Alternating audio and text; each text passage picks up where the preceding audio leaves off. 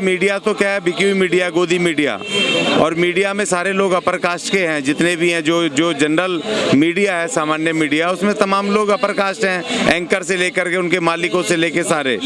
तो वो पूरी कोशिश करेंगे पूरे दमखम के साथ, पूरे चाहे एडमिनिस्ट्रेशन हो, चाहे सरकार हो वहाँ पर, चाहे वहाँ का मीडिया हो, कि किस तरह से उसको बरी करवाया जाए, बचाया जाए। तो इसलिए ये पूरी शक्ति के साथ अपनी ताकत से काम कर रहे हैं। तकलीफ इस बात की है कि हम ना तो सरकार में हैं और ना हम एडमिनिस्ट्रेशन में भी हैं, तो बहुत कम की तादाद में हैं, और जो हैं भी वो लोग भी खुल के सामने आते नहीं है नौकरी के डर की वजह से। और तीसरी तरफ हमारा कोई ऐसा SC ST का कोई सोशल मूवमेंट इतना भारी ताकत में नहीं है कि जिस तरह से हम उसको डिफेंड कर पाएँ, अपने लोगों को बचा पाएँ। तो अभी सवाल इस बात का है कि वो ताकत में मीडिया में हो, सरकार में हो, एडमिनिस्ट्रेशन में, तो अपने आदमी को बचाने की पूरी कोशिश वो कर रहे हैं। ADG कह रहे हैं कि स्थान तो है मटका रखने का, लेकिन अभी मटका वहाँ मौजूद नहीं है। मैं तो कहता हूँ हाँ। मटका मौजूद नहीं है, या मटका तो हटा दिया होगा, नहीं है, लेकिन मर्डर तो हुई है ना, बच्चे की मौत तो हुई है ना, पिटाई तो उसने करी है ना टीचर ने, और उसके बाद उसकी मौत हुई है उस पिटाई से। 302 तो वैसे भी बनता है ना। तो एक मासूम बच्चे की हत्या हुई है, और पहली बात तो है कि शिक्षा का जो एजुकेशन जो गवर्नमेंट ने उसके नॉर्म तय करे पूरे देश में, कोई भी टीचर किसी बच्चे को मार नहीं सकता। घटना रुकने का कैसे? घटना रुकने का नाम नहीं ले रही। अभी मुजफ्फरनगर से खबर आई है कि राम राम नहीं करी, ऊंची जाति वाले को तो जूतों से मारा। देखिए, ये पूरी तरह एक साजिश है। हमारे पूरे नेताओं को इन्होंने व्यस्त कर दिया है। छोटी छोटी घटनाएं कभी कहीं कर देते हैं, कभी कहीं कर देते हैं, कभी पीट देते हैं, कभी कहीं पर हमारे लोगों को वो नहीं जलाने देते अपने शमशान घाटों में उनकी बॉडी।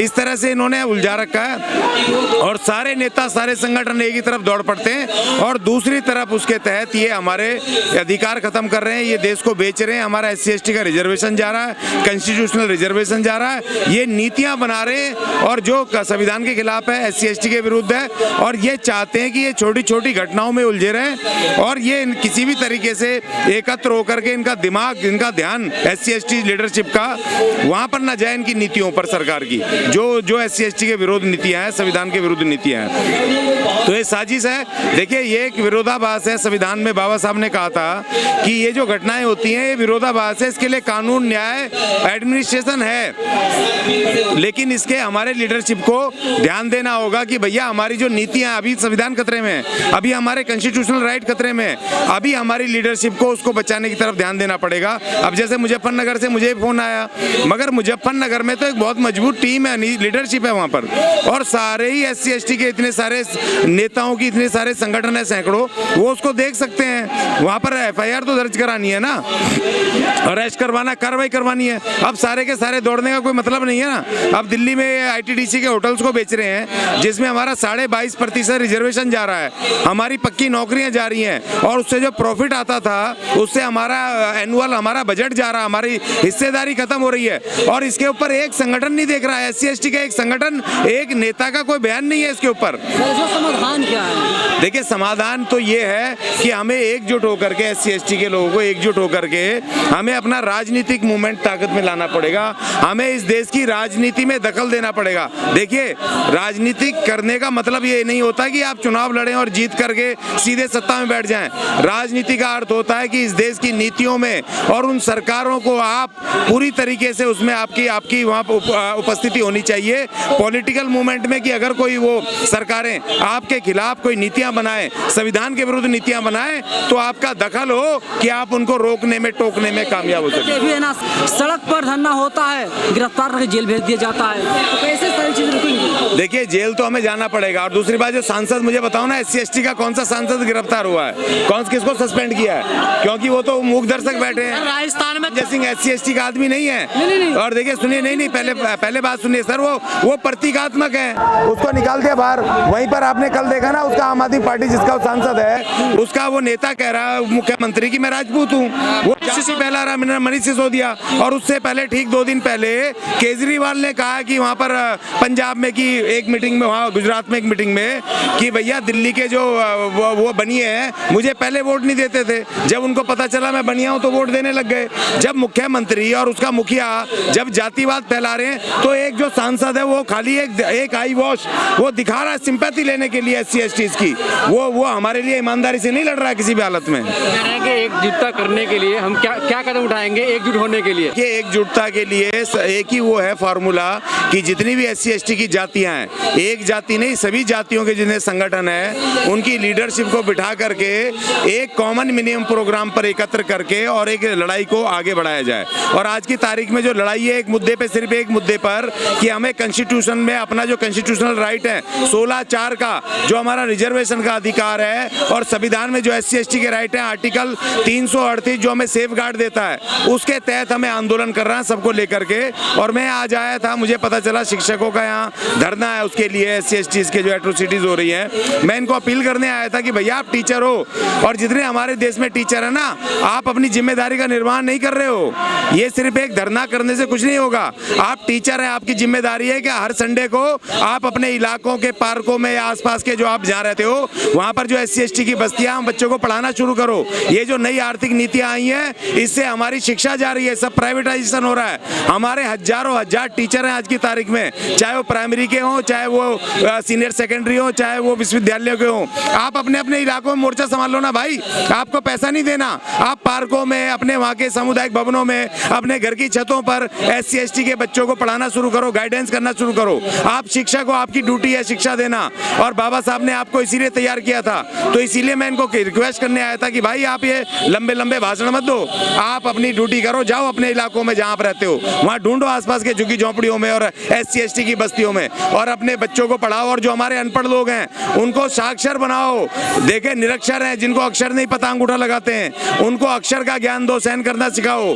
और जो बच्चे 10वीं 12वीं पढ़े हैं उनको आइडिया बताओ कि आप टीचर कैसे बने, आपको उनको क्या करना चाहिए, उनको काउंसलिंग करो, अपनी ड्यूटी निभाओ। लगता है कि सरकार की सोच है कि नीति है कि ना पढ़े हैं ना पढ़ने देंगे। नहीं, वो तो पढ़ रहे हैं, ना पढ़ने नहीं, वो सिर्फ कह रहे हैं कि हम आपको SC ST को नहीं पढ़ने देंगे। वो तो पढ़ रहे हैं पहले भी। देखिए हम वर्ण व्यवस्था में भी नहीं है, हम वर्ण व्यवस्था के बाहर हैं। पंचम वर्ण बनाया था ना गांधी जी ने, हरिजन। वो हरिजन इसलिए बनाया था क्योंकि हम वर्ण में नहीं, अनटचेबल्स हैं। और जो हम OBC चिल्लाते रहते हैं वही हमारे पर दमन करता है। सबसे पहले SC ST की एकता कायम करनी होगी अदालत में, उसके बाद जब आप SC ST की एकता कायम कर लोगे तब आगे बढ़ोगे। तो और हम आपको स्ट्रेटजी अपनानी पड़ेगी। हमारे इन टीचरों को अपने शिक्षा का मुहिम मिशन चलाना पड़ेगा पूरे भारत में, अपने अपने इलाकों में। है ना, लेकिन उनकी तो नहीं है टीचर्स की। नहीं, उनको बताना पड़ेगा। पैसों में पढ़ाएंगे। नहीं तो फिर बाबा साहब के नाम मत लो ना। क्यों बाबा साहब की फोटो लगा रखी है, इतना बड़ा फोटो लगा रखी है? बाबा साहब ने कौन से पैसे लिए थे आपके संविधान के अधिकार देने के लिए? बताओ एक आदमी। आप जो आज पढ़ लिख करके राजा बाबू बन के घूम रहे हो, बड़े बड़े अफसर बने हो, टीचर प्रोफेसर बने हो, बाबा साहब ने कितने पैसे लिए थे आपसे मिशन चलाने के, अपने आंदोलन खड़े करने के? उन्होंने मंदिरों में जाने के लिए लड़ाई लड़ी, उन्होंने सर फुड़वाए, केस लड़े, उन्होंने तुम्हें शिक्षा के लिए रास्ते खुलवाए, उन्होंने तुम्हें नौकरियों के रास्ते खुलवाए। कितने पैसे मांगे? अगर आप बाबा साहब का फोटो लगा रहे हो तो आपको अपनी ड्यूटी निभानी पड़ेगी, वरना बाबा साहब का नाम लेना छोड़ दो, उसकी फोटो लगाना छोड़ दो और आप भी जनरल बन जाओ। हम आपको कुछ नहीं कहेंगे, लेकिन ये जय भीम के नारे छोड़ दो। अगर आप नहीं फ्री में पढ़ा सकते और अपनी ड्यूटी निभा सकते, ये क्रांतिकारी कदम है। आपको उस क्रांति में हिस्सा लेना होगा और अपना सर्वस्व त्याग करना होगा। जो आपके पास है वो तो दे दो। आपको लगता है जो बाबा साहब के नाम पर संगठन चल रहे हैं वो काम कर रहे हैं? वाकई नहीं कर रहे। 99% संगठन मुझे नहीं दिखाई देते, क्योंकि किसी प्रशासन में सरकार की जो जन विरोधी, जो SC ST विरोधी नीतियां हैं, जो संविधान विरोधी नीतियां हैं, उनके विरुद्ध एक कागज नहीं है। मैं देखता हूं SC ST कमीशन से लेकर के प्रधानमंत्री हाउस से लेकर के हर जगह हम 24, मेरा काम यही है नीतियों पर काम करना। सरकार के जो बजट हमारा खत्म कर दिए जा रहे हैं SC ST कंपोनेंट प्लान के, उसमें कोई एक शब्द नहीं, हमारे एक नेता का कोई बयान नहीं। हाँ बस अब ऐसे हो गया, एक ट्रेंड चल गया कि कहीं पर कोई घटना हो गई SC ST के खिलाफ, सारे लाइन लगा के वहीं जा रहे हैं, सारे लाइन लगा के जा रहे हैं। अरे भैया वो एक विरोधाभास है कानून में। अगर कानून काम नहीं कर रहा तो वहाँ लोकल लोग हैं। एक उत्तर प्रदेश में देखो तो हमारे 60,000 से ज्यादा संगठन है, 60,000 नेता। अगर कोई घटना हो गई तो उसको कर सकते हैं, वहाँ FIR तो दर्ज करानी है, वहाँ पर कार्रवाई तो करवानी है, और क्या करवाना है। हमारे संगठनों की जो असली जिम्मेदारी है वो पूरा नहीं कर रहे। इस संविधान को बचाना, अपने SC ST के कॉन्स्टिट्यूशनल अधिकारों को बचाना और सरकारों से अपनी बात कहना, चिट्ठियां भेजना, दखल पेश करना, वो नहीं कर पा रहे हैं। प्रधानमंत्री जी का भी कोई बयान नहीं आया इस घटना पर? नहीं आएगा, किसी हालत में नहीं आएगा। वो क्यों आएगा, क्यों आपको करेंगे? देखिए ये जो भी काम करते हैं अच्छा है, मैं तो कहता हूं कि नहीं आया, क्योंकि जो ये मोदी जी कहते हैं उसका उल्टा ही करते हैं। जैसे 15 अगस्त को महिलाओं के बारे में कहा ना उन्होंने कि महिलाओं को अपशब्द मत बोलो, इज्जत दो, तो शाम उनको आते आते बिल्किस बानो के जो बलात्कारियों को बाइज्जत रिहा कर दिया गया, उनको वहां पर मालाएं पहनी जा रही है। यही मोदी जी थे जिन्होंने उस संसद में, पुरानी संसद जिसको मैं कहूंगा, जब वो सांसद बन के गए वहां पे पहले दिन उन्होंने मत्था टेका और आज वो संसद को खत्म कर रहे हैं, नई संसद बना रहे हैं। उन्होंने नकली राष्ट्र लाल किले बना करके उन्होंने कहा कि मैं देश नहीं बिकने दूंगा, और जब प्रधानमंत्री बने सबसे पहले उसी लाल किले को बेचा। तो अच्छा है उन्होंने प्रधानमंत्री महोदय ने नाम नहीं लिया, नहीं तो हमारे और पता नहीं क्या और नुकसान हो जाते।